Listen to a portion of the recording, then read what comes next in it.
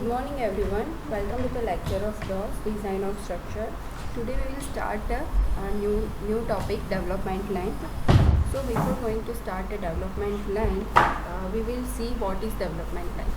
So a development length can be designed as the amount of reinforcement bars length needed to be embedded or projected into the column to establish the desired bond strength between the concrete and steel. So while analyzing and designing the reinforced concrete structure, it is assumed that there is a perfect bond between the concrete and steel. So there is absolutely no seepage between the concrete and steel, and the grip of a reinforcement and a concrete due to adhesion or a bearing is termed as a bond. So to transfer the design force from a steel to concrete and vice versa, the concrete to steel, the reinforcement is anchored or embedded in a concrete for the same length. So a length of a reinforcement embedded in a concrete so that it can develop the bond stress, it is termed as a development length. So you can see in this figure, here this is beam. So this bar is embedded in this beam. So the length of the bar embedded in this beam, it is called LD. So LD is a development length. So let P pull out of the force. So bond resistance of a concrete is equal to strength of the bar. So what is the bond resistance of the concrete? So bond resistance of the concrete is a tau BD into pi into phi into LD. So here LD is a development length, and strength of the bar we can find by the sigma s into pi by 4 into phi square. So we will get LD. So this is the equation for the LD. So development length find out करने का equation है LD is equal to phi into sigma s upon 4 into tau BD. So यहाँ पे आप देख रहे हो ये है P pull, ठीक है, और ये है diameter of the bar. This is LD. So what is the parameters? Like LD is the development length, tau BD is a design bond stress in a concrete, sigma s is a stress in a bar. So we can find out sigma s by 0.87 into Fy. Phi is the diameter of the bar, P is the pulling force. So this is the equation of LD, and this is the dimensions what we will use in this equation. So first of all we will see what is bond stress. So the bond stress which is acting on the outer interface of the steel to surrounding concrete is called a bond stress. This stress helps in keeping a bond between the reinforcement and a concrete together. The bond stress resists any force that tries to pull out the rods from the concrete. When you try to pull out the reinforcement bar from a hardened concrete, then this bond stress resists the bar to come out, right? So basically development length हम लोग क्यों provide करते हैं? एक bond stress generate होने के लिए. तो बॉन्ड स्ट्रेस क्या है? तो बॉन्ड स्ट्रेस क्या करता है कि हम लोग मतलब जब भी पुल आउट करते हैं ये रेनफोर्समेंट बार को, तो ये बार को पुल आउट करेंगे, तो बॉन्ड स्ट्रेस जो है वो उसको रिटेन करके रखेगा, ठीक है. So bond stress basically different grade of the concrete के लिए अलग अलग होती है. सो M20 के लिए बॉन्ड स्ट्रेस है 1.2, that is Newton per mm square. So unit of bond stress is a Newton per mm square. For M25 it is a 1.4. For M30 it is a 1.5. For M35 it is a 1.7. For M40 and above, अगर 40 से ज़्यादा grade है तो 1.9 होगा. और एक और यहाँ पे नोटिस है जिसको हमें फॉलो करना है. सो यहाँ पे है for deform bars this value shall be increase by 60%, right. अगर हम लोग Fe415 यूज़ कर रहे हैं, मतलब कि डिफॉर्म बार है, तो ये वैल्यू 1.6 मतलब 60% इंक्रीज हो जाएगी. सो हम लोग ये जो वैल्यू है उससे 1.6 मल्टीप्लाई कर लेंगे. सो हमें design bond stress for the deform bar मिल जाएगी. ये जो आपको बॉन्ड स्ट्रेस दी है वो कौन सी दी है? For the Fe250. For the bars in A compression can be increase by 25%. अगर Fe415 बार्स है और वो कंप्रेशन जोन में है, तो उसको हम लोग क्या करेंगे 0.20 मतलब 25% इंक्रीज़ कर देंगे। तो हम लोग एग्जांपल्स कैलकुलेट करेंगे, उससे आपको और ज़्यादा आइडिया आएगा कि वो इक्वेशंस जो हम लोगों ने देखे, ये बॉन्ड स्ट्रेस और ये बॉन्ड डेवलपमेंट लेंथ के, तो ये इक्वेशन हम लोग कैसे यूज़ करेंगे एग्जांपल में, वो हम लोग देखेंगे। सो फर्स्ट एग्जांपल है determine in a limit state method development length for a 20 mm diameter Fe 415 grade steel bar in a compression concrete grade is a M20। So यहाँ पे हमें बार्स कहाँ पे दिए हैं, कंप्रेशन जोन में दिए हैं, और हमें कौन सा स्टील यूज़ किया है यहाँ पे Fe 415, ठीक है। सो Fe 415 स्टील है और कंप्रेशन जोन में बार है, और यहाँ पे कंक्रीट का ग्रेड है M20, और डायमीटर ऑफ द बार्स दिया है 20 mm डाया। सो हमें क्या फाइंड आउट करना है, डेवलपमेंट लेंथ।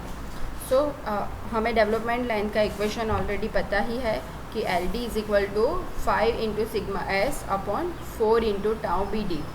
यहाँ पे सिग्मा S फाइंड आउट करने के लिए हमारे पास इक्वेशन है 0.87 FY।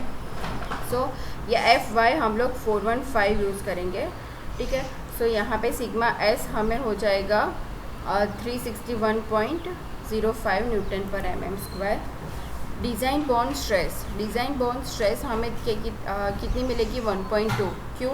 क्योंकि हम लोगों ने आगे टेबल में देखा था कि Fe M20 के लिए डिज़ाइन बॉन्ड स्ट्रेस कितना होता है 1.2। ये जो क्राइटेरिया दिया है हमें ये टेबल में, ये टेबल कहाँ से आया,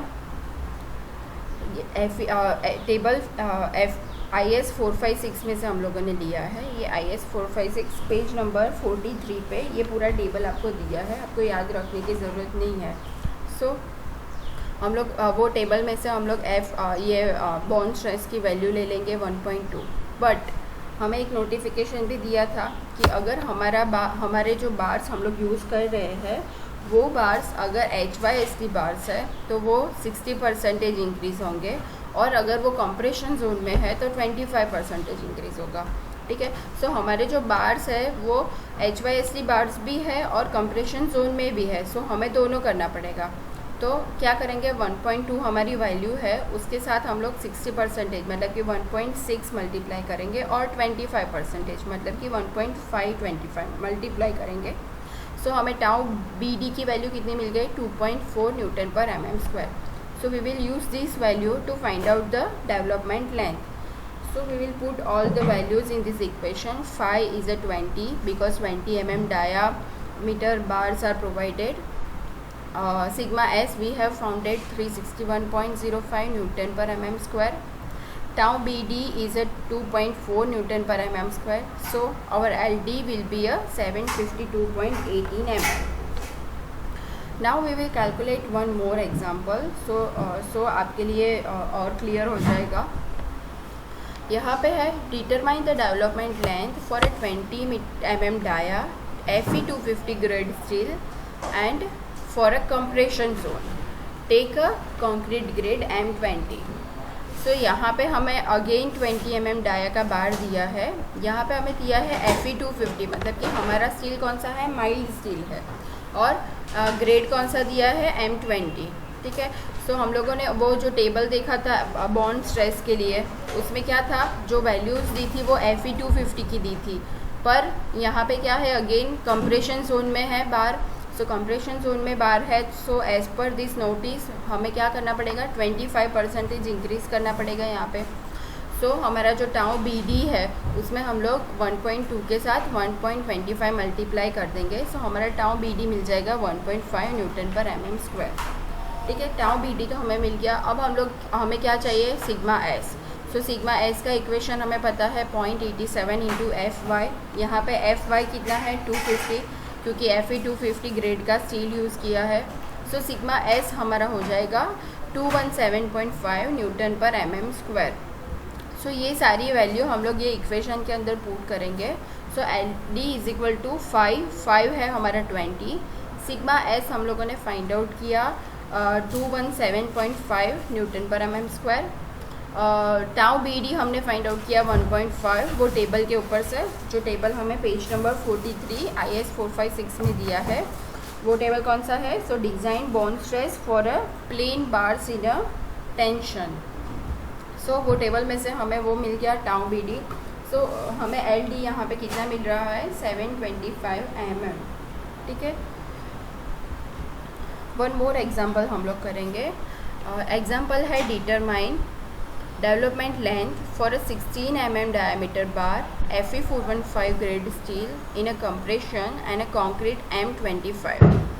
यहाँ पे हमें डायमीटर ऑफ द बार दिया है 16, यहाँ पे Fe 415 दिया है, मतलब कि HYSD बार है और कंप्रेशन जोन में है, और कंक्रीट का ग्रेड है M25। सो वो टेबल के ऊपर से हम लोग सबसे पहले M25 के लिए कितना चाहिए बॉन्ड स्ट्रेस, तो वो है 1.4 न्यूटन पर mm²।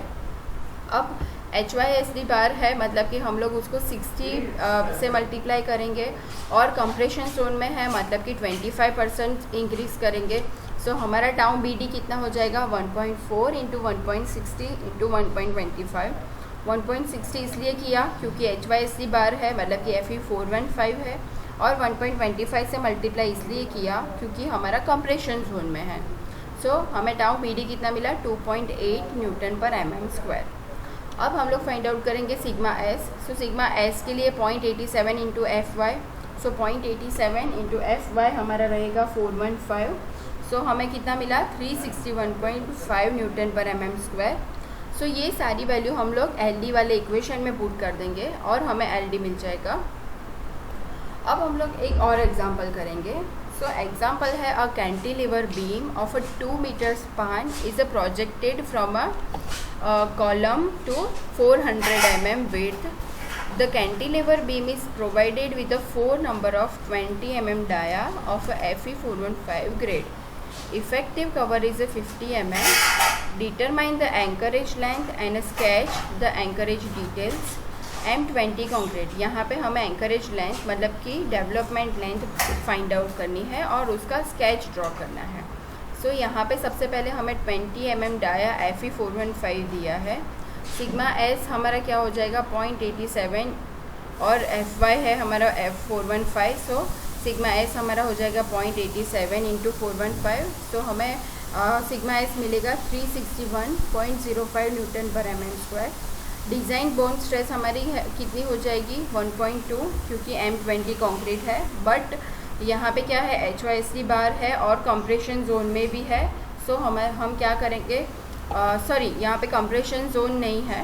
सो HYSD बार है तो हम लोग 60% इंक्रीज़ कर लेंगे। सो हमारा टाउ बी डी हो जाएगा 1.92 न्यूटन पर mm²। सो हम लोग ये टाउ बी डी की और ये वैल्यू सिग्मा इसकी वैल्यू इक्वेशन में पुट कर लेंगे। सो हमें एल डी मिल जाएगा। सो एल डी है 940.23 mm। सो ये हमें डेवलपमेंट लेंथ मिल गई। सो अब हमें यहाँ पे क्या बोला है determine the anchorage length and sketch the anchorage detail. So हमें एंकरेज डिटेल भी स्केच करनी है। सो बेसिकली यहाँ पे एक कॉलम है और ये कैंटिलीवर बीम है। सो कॉलम के साथ कनेक्टेड है। कॉलम की लेंथ है 400 और कैंटिलीवर बीम का स्पान कितना दिया था 2 मीटर। सो ये हम लोगों ने जो डेवलपमेंट लेंथ प्रोवाइड की वो कहाँ से कहाँ तक की है। सो जो एम्बेडेड हो रही है कॉलम के अंदर, जो बीम का रेनफोर्समेंट आ रहा है वो कॉलम में जितना भी एम्बेडेड हो रहा है वो हमारा है एल डी, मतलब कि ये एल शेप में एम्बेडेड हो रहा है। तो ये हमारा हो गया डेवलपमेंट लेंथ एल डी जो हमने प्रोवाइड की है 940 mm। सो ऐसे एग्जांपल्स आपको 3 और 4 मार्क्स में GTO में आएंगे। सो ये एग्जांपल्स हम लोगों ने आज किए हैं, उसका मैं आपको असाइनमेंट्स भी दूंगी। सो आप वो असाइनमेंट्स में ये एग्जांपल सॉल्व कीजिए और कोई भी क्वेरी है तो मुझे गूगल मीटिंग में पूछिए। Thank you so much everyone.